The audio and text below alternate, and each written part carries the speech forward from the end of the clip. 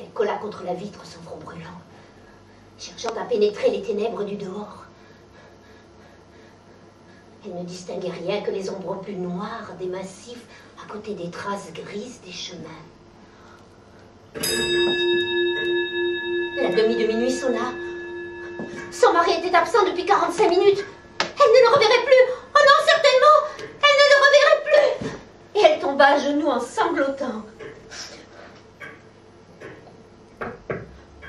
Deux coups légers contre la porte de la chambre la firent se redresser d'un bond. Monsieur le Rebours l'appelait. « Ouvre donc, Palmyre, c'est moi !»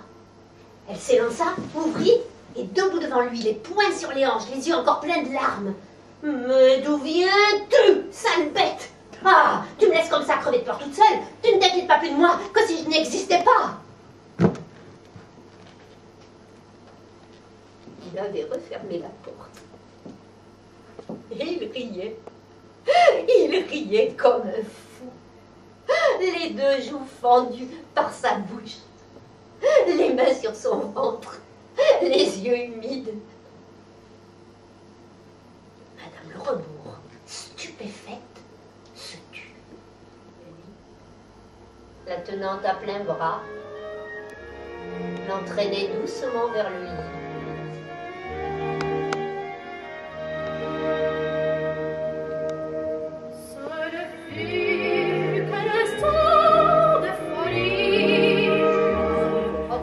Peut-être, ils commençaient à se lasser l'un de l'autre. Ils s'aimaient bien pourtant, mais ils n'avaient plus rien à se révéler, plus rien à faire qu'ils n'eussent fait souvent, plus rien à apprendre l'un par l'autre, pas même un mot d'amour nouveau, un élan imprévu, une intonation qui fit plus brûlant le verbe connu, si souvent répété. Or, un matin, Henriette dit à Paul: « Veux-tu m'emmener dîner au cabaret ?»« Ben oui, ma chérie. »« Dans un cabaret très connu ?»« Ben oui. »« Oh, voyons, Paul, confesse-toi. Tu sais, je voudrais tout savoir. »« Quoi donc, ma chérie ?»« Je n'ose pas te dire. »« Ben, dis toujours. » As-tu eu des maîtresses, beaucoup, avant moi? Il hésitait, un peu perplexe, ne sachant s'il devait cacher ses bonnes fortunes ou s'en vanter. Elle reprit. « Oh, je t'en prie, dis-moi, en as-tu eu beaucoup? »« Quelques-unes. »« Combien? »« Je ne sais pas, moi, est-ce qu'on sait ces choses-là? »« Bah, tu ne les as pas comptées? »« Ben non. »« Oh, alors tu en as eu beaucoup. »« Oui. » Combien à peu près? Oh, seulement à peu près. Mais je ne sais pas du tout, ma chérie. Il y a des années où j'en ai eu beaucoup et des années où j'en ai eu bien moins. Combien par an, dis? Tantôt 20 ou 30, tantôt 4 ou 5 seulement. Oh, mais... Il avait pris un chapeau, le premier trouvé, un par-dessus quelconque, et il descendit en courant l'escalier. Au moment de sauter dans la rue, il s'arrêta encore sous le bec de gaz du vestibule et relut la lettre. Voilà ce qu'elle disait. Alors, d'une voix lointaine, en haletant, elle dit: « Je vais mourir, mon chéri. Promets-moi de rester jusqu'à la fin. Oh, ne me quitte pas maintenant. Ne me quitte pas au dernier moment. »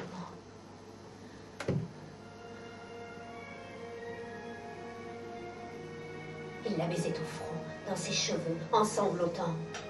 Il murmura: « Sois tranquille, je vais rester. » Elle fut quelques minutes avant de pouvoir parler encore, tant elle était oppressée et défaillante. Elle reprit: « C'est à toi le petit. Je te le jure devant Dieu. Je te le jure sur mon âme. Je te le jure au moment de mourir. Je n'ai pas aimé d'autre homme que toi. promets-moi de ne pas l'abandonner. Il essayait de prendre encore. 1 heure plus tard, mon mari rentrait. Rose ne leva même pas les yeux sur lui. Mais il leva les yeux sur elle, lui. Elle sentait déjà la verveine à pleine nez. Au bout de 5 minutes, elle sortit. Il me dit alors, qu'est-ce que c'est que cette fille-là? Mais ma nouvelle femme de chambre. Ah, et où l'avez-vous trouvée? C'est la baronne de Grangerie qui me l'a donnée, avec les meilleurs renseignements. Ah, elle est assez jolie. Vous trouvez? Oui, pour une femme de chambre. J'étais ravie, je sentais qu'il mordait déjà. Le soir même, Rose me disait, je puis maintenant promettre à madame que cela ne durera pas plus de 15 jours. Monsieur est très facile. Vous avez déjà essayé? Ah non, madame. Mais cela se voit au premier coup d'œil. Il a déjà envie de m'embrasser en passant à côté de moi. Et il ne vous a rien dit? Non, madame. Il m'a seulement demandé mon nom pour entendre le son de ma voix. Fort bien, ma bonne Rose. Allez le plus vite que vous pourrez. Oh, que madame ne craigne rien. Je ne résisterai que le temps nécessaire pour ne pas me déprécier. Au bout de 8 jours, mon mari ne sortait presque plus. Je le voyais rôder toute l'après-midi dans la maison. Et ce qu'il y avait de plus significatif dans son affaire, c'est qu'il ne m'empêchait plus de sortir. Et moi, j'étais dehors toute la journée pour le laisser libre. Le 9e soir, comme Rose me déshabillait, elle me dit d'un air timide, c'est fait, madame, de ce matin. Je fus un peu surprise, et rien émue même. Oh, non de la chose, mais plutôt de la manière dont elle me l'avait dite. Je balbutiai, et ça s'est bien passé? Ah oui, madame, fort bien. Depuis 3 jours déjà, il me pressait, mais moi je ne voulais pas aller trop vite. Madame me préviendra du moment où elle désire le flagrant délit. Oui, ma fille. Tenez, prenons jeudi. Va pour jeudi, madame. Je n'accorderai rien jusque-là pour tenir monsieur en éveil. Vous êtes sûre de ne pas manquer? Oh oui, madame, très sûre. Je vais allumer monsieur dans les grands prix, de façon à le faire donner juste à l'heure que madame voudra bien me désigner. Eh bien, prenons 5 heures, ma bonne Rose. Là pour 5 heures, madame. Et à quel endroit? Eh bien, dans ma chambre. Soit dans la chambre de madame.